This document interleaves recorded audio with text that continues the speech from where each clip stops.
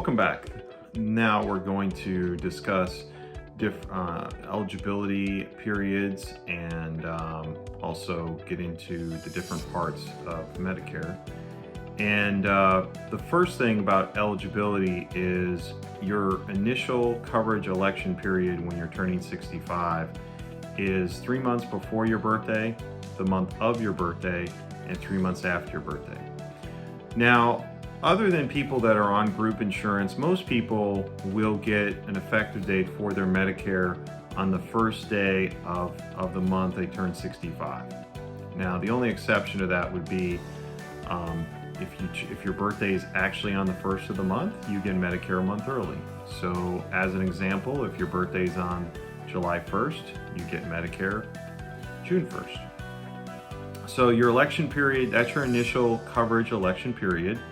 This allows you to make a choice on either a Medicare Advantage plan or a Medicare Supplement plan and a Part D. Medicare Advantage plans in most instances include Part D, so there's no reason to have a separate plan.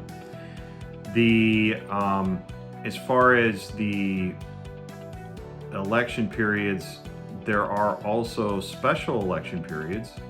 And a special election period is when you're going outside your initial coverage election period, meaning you're still working and you have group insurance and you're coming off your group insurance and going on Medicare for the first time. And there is an 8-month window once you have group insurance to pick up a Medicare. There's an 8-month window, but most people don't want any lapse in coverage. So as soon as they get done with their Medicare, or as soon as they get done with their group insurance, they go on their Medicare right away. Now, part of the decision-making process in doing that is what we do is we'll do an analysis comparing the group insurance with Medicare and see which is best and to move over. Now, obviously, once you retire, unless you have a retiree group plan coverage, then Medicare becomes the choice.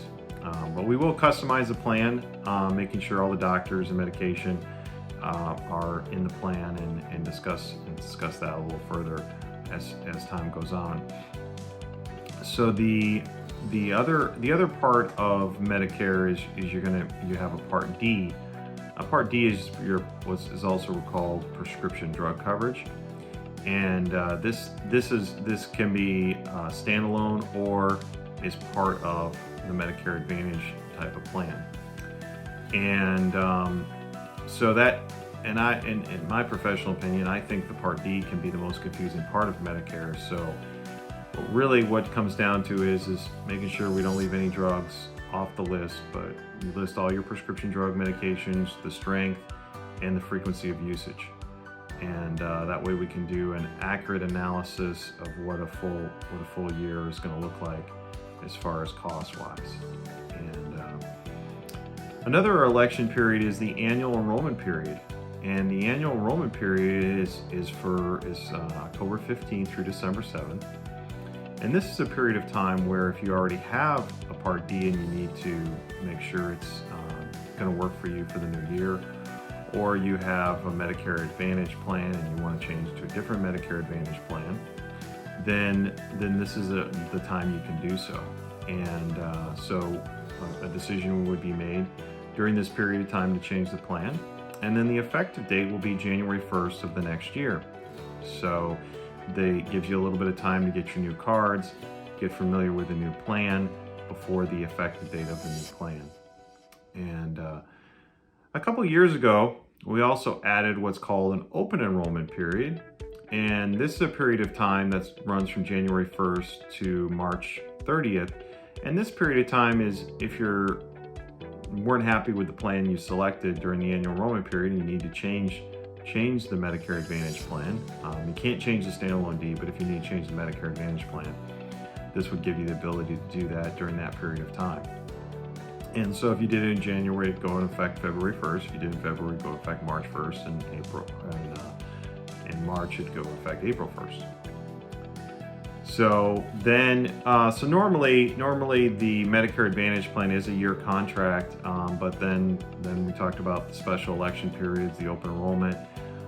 Let's say you're moving out of the planned service area and you're moving from one county to another. Notifying your agent or notifying our office is a good thing to do, just to see, is the plan going to work in your new market. And that'll also give you a special election period to allow you to move the plan from one company to another, as a special election period is a move. And we had a couple other ones. We have ones for hurricanes here in Florida, and we also had a COVID-19 special election period this year, 2020. So you never have to worry about lapsing coverage or being in a situation not having coverage. So that covers the, then the other special election period would be a chronic special needs plan. And this is that you're diagnosed with a certain medical condition like diabetes, chronic obstructive pulmonary disease, or emphysema, or cardiovascular disease. And these diseases have different, have a pre-qualification by a doctor. A doctor has to pre-qualify on the form that you've been diagnosed with one of these chronic illnesses. And then there's a special plans out there to address those particular ailments, those particular chronic illnesses. And so those are called chronic special needs plans. And if you get diagnosed with that during a calendar year, that gives you an opportunity to move to one of those plans as well.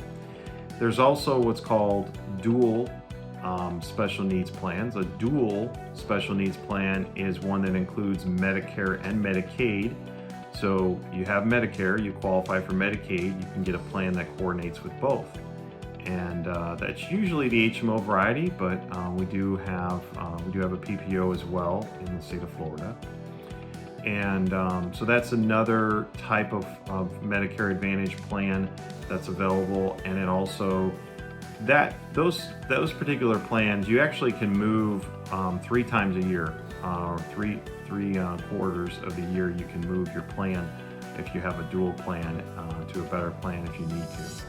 And during the annual enrollment period, once that begins, you can January 1 would be the effective date for the 4th quarter of the year. So you get to move the other 3 quarters. The 4th quarter rolls into January. And then we also have, if you qualify, we also have what's called low income subsidy. And a low income subsidy also creates a special election period, and this is to help offset the cost of medication. So it's done through the Social Security SSA.gov. You can see if you qualify, you put an application online or fill out a paper application and see if you qualify for a level. There's 5 levels of low income subsidy. And what the main reason to do that would be to offset your cost of medication. In some instances, depending on what level you qualify for, you can eliminate the 25% coverage gap cost of your generics and your brand name medication. So it can be several thousands of dollars of savings by having a low income subsidy as part of your plan. And that concludes this segment. I'm going to be going into more specifics related to the different plan types in future videos. Thanks so much for your time. Thank you for watching this video. There's more to learn from our library of resources on the website MedicarePlansForUs.com. The link is in the description box below. If you would like to learn how you can get your questions answered by our Medicare specialist at no cost to you, click the link in the description box to get started today. Visit the description box for more tips on cutting your out-of-pocket Medicare costs from the Medigap Supplement headquarters,